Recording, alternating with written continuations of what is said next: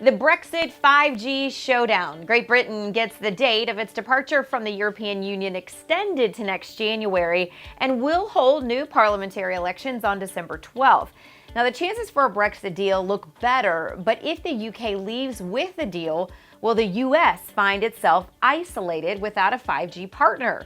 Good question here. We're bringing in Scott Fulton for more on this. So, Scott, talk about here to start, what's changed with the UK, with Europe, and 5G since the last time we talked about this? I know a lot. That's probably the answer, right?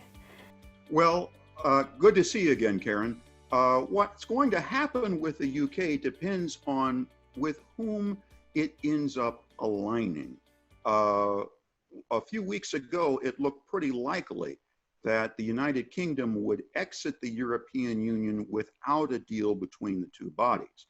Without a deal means that the UK would find itself excluded from something called the digital single market, that concept that Europe has been trying to build, whereas one standard, one economy, one way of doing business applies to each of the member states. And the UK would be an equal member state.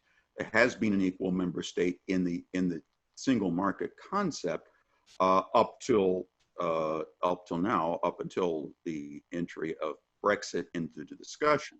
Well, now that the European Council has approved Britain's request, which Prime Minister Johnson did not want to make, but made anyway without even signing his name to it, but they did approve, and Donald Tusk did approve that request to extend the exit date till sometime in January.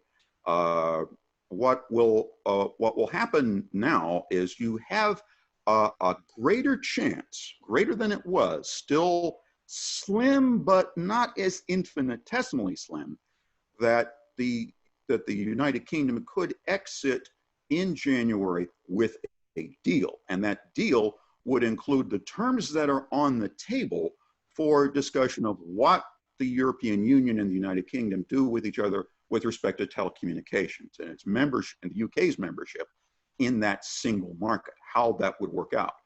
Assuming that the UK gets to stay in, assuming some type of deal were to happen, then the UK would find itself applying the standards for security that the European Union would have set forth. Now, what are those? Up until a couple of weeks ago, we thought we knew what those were going to be. Beginning of October, the European Union published a report that was commissioned for it about 5G security going forward. That was interpreted a number of different ways. It was expected to be a very hardline report saying Huawei, the Chinese telecommunications conglomerate, needs to get its act together and ensure the security of systems. Well, as it ended up, the word Huawei appeared in the report twice, all of 2 times, once in a footnote. But the report did make broad allusions to the existence of what they called state actors, meaning players in the telecommunications market that would be acting on behalf of the states in which they were headquartered. The assumption by state actors has been up to now that when you're talking about state actor company, you're talking about Huawei and China. Well, hold the phone. What's happened now is we've had the election of a new president of the European Commission. That's like a person with executive powers over the secondary branch, which is kind of the counterpart of the Senate in Europe's bicameral legislature. Only this person does have a certain level of executive powers, along with the executive vice presidents and some of the other people that are behind her. And she campaigned for this job and was voted into this job based on a concept she didn't quite clearly define.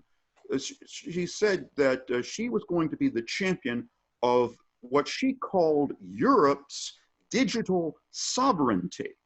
Now, in political affairs in the United States, you use the term sovereignty, you're usually talking about nationalism, about hardening your borders, not looking too much for outside countries for help, not doing a lot of partnership, doing a lot more things in-house.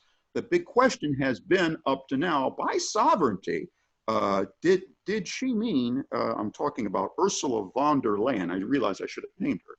She is the incoming president of the European Commission. She will be sworn in on November the 1st, which may have already happened by the time a lot of folks see this. What did she mean by digital sovereignty? And that will have a lot the answer to that question will have a lot to do with what side the United Kingdom takes in this. So, Scott, then in talking about this digital sovereignty, how does that idea threaten the U.S.? Doesn't that policy fall right in line with the rhetoric we've been hearing from the White House, say, for the last couple of years? You have been hearing from the current occupant of the White House and his administration this idea that the United States will be the champion of 5G and 6G and 12G if that comes along. And the idea is that the United States will be first. And from a technological perspective, you have to question, what does that mean really? First in what?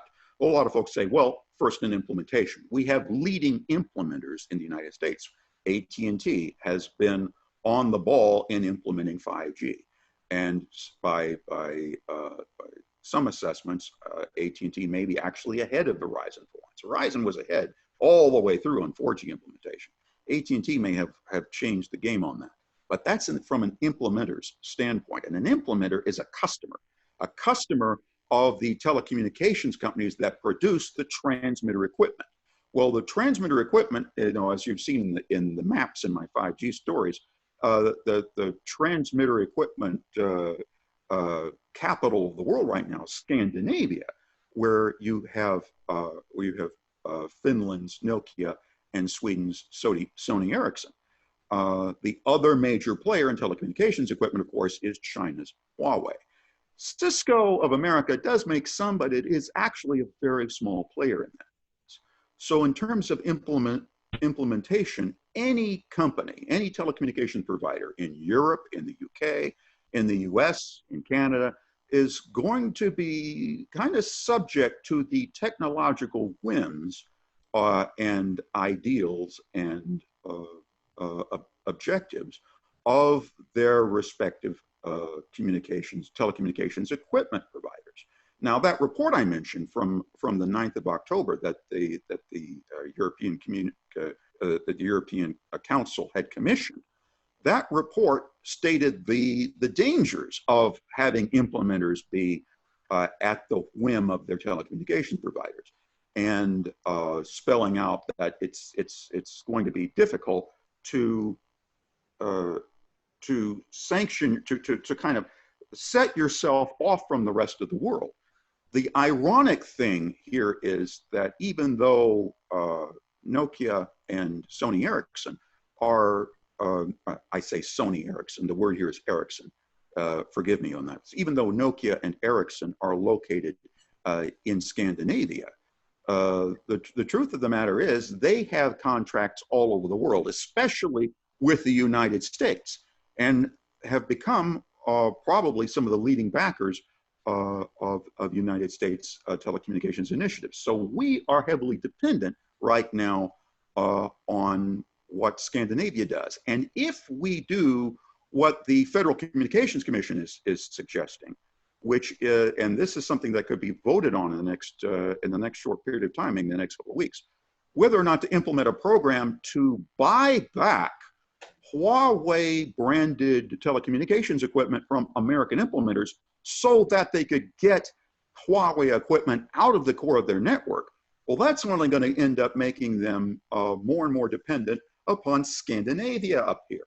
And that could lead to exactly the type of danger that, ironically, the European Council's report spelled out.